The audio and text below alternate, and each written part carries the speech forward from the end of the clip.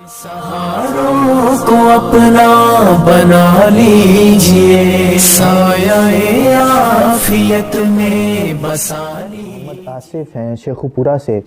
वो कहते हैं कि शिया हजरात का दावा है कि सैयदा आयशा पाक रज़ियल्लाहु ताला अन्हा ने रसूल अल्लाह सल्लल्लाहु ताला अलैहि वसल्लम के विसाल मुबारक पर मातम किया और अपने सीना पर हाथ मारे बाहवाला मुस्नद अहमद। तो इसके बारे में हुक्म फरमा दें।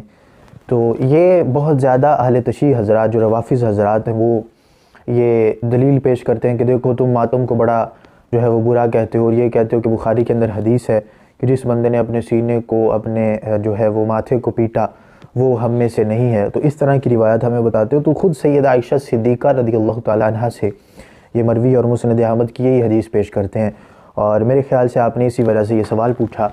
तो मैं आपके सामने रखना चाहता हूँ कि मुस्नद अहमद के अंदर ही हदीस मौजूद है 6258 नंबर, और फिर अल-फतहुर रब्बानी के अंदर भी 26,348 नंबर जो मुस्नद अहमद के लिहाज से उन्होंने ज़िक्र की हदीस वो उसके अंदर ज़िक्र है। उसके अंदर इसका जवाब खुद मौजूद है उसी किताब के अंदर और उन्हीं अहादीस के अंदर इसका जवाब मौजूद है। वो क्या है वो मैं मुख्तसर आपके सामने रख देता हूँ कि सैयदा आयशा सिद्दीक़ा रज़ियल्लाहु ताला अन्हा खुद फरमाती हैं और इसकी सनद भी ठीक है। ये नहीं कि कोई आगे हदीस के लिहाज से कोई फ़र्क हो, हदीस भी ठीक है। सैयदा आयशा सिद्दीक़ा रज़ियल्लाहु ताला अन्हा फरमाती हैं कि तारीख़ के लिहाज से आपकी उम्र उस वक़्त 18 साल बताई जाती है। तो आप फरमाती हैं कि मैं उस वक़्त कम उम्र थी और नादान थी, तो इस वजह से मैंने ये अमल किया। वो सारी हदीस है कि जो है वो मैं मुख्तसर आपके सामने रख देता हूँ उसका मफ़हूम। क्या फरमाती हैं कि नबी पाक सल्लल्लाहु ताला अलैहि वसल्लम की जब वफ़ात हुई तो नबी पाक सल्लल्लाहु अलैहि वसल्लम का जो सर मुबारक था वो मेरे गर्दन और सीना के दरमियान था। और मुख्तलिफ दूसरी अहादीस से भी इसका सबूत मिलता है। बुखारी के अंदर भी हदीसें मौजूद हैं कि जिससे ये सबूत मिलता है कि सैयदा आयशा सिद्दीक़ा रज़ियल्लाहु ताला अन्हा आपके सीना मुबारक पर नबी पाक सल्लल्लाहु ताला अलैहि वसल्लम का सर मुबारक था उस वक़्त के जब आप ज़ाहिरी दुनिया से तशरीफ़ ले गए नबी पाक सल्लल्लाहु अलैहि वसल्लम।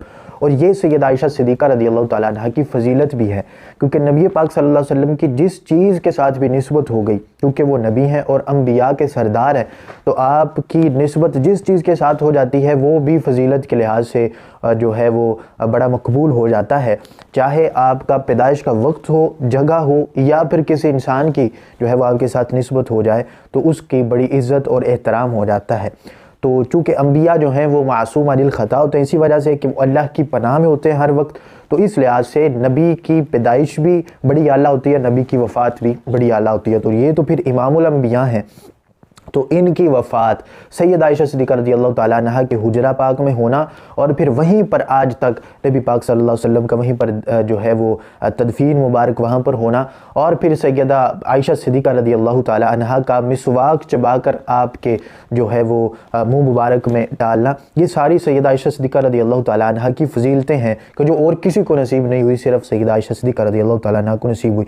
बाकी आपका इस सवाल का जवाब वो मैंने दे दिया कि आप ख़ुद इस बात को डिनाई करती हैं। ये जो दलील ली जाती है रवाफिज़ की तरफ से, उस वक्त भी आपसे पूछा गया कि आपने ऐसा क्यों किया, तो सैयदा पाक रज़ियल्लाहु ताला अन्हा आपने फरमाया कि मैं उस वक्त कम उम्र थी और नादानी के हालत में मैंने ये मामला किया और आप भी इसको ठीक नहीं समझती थी।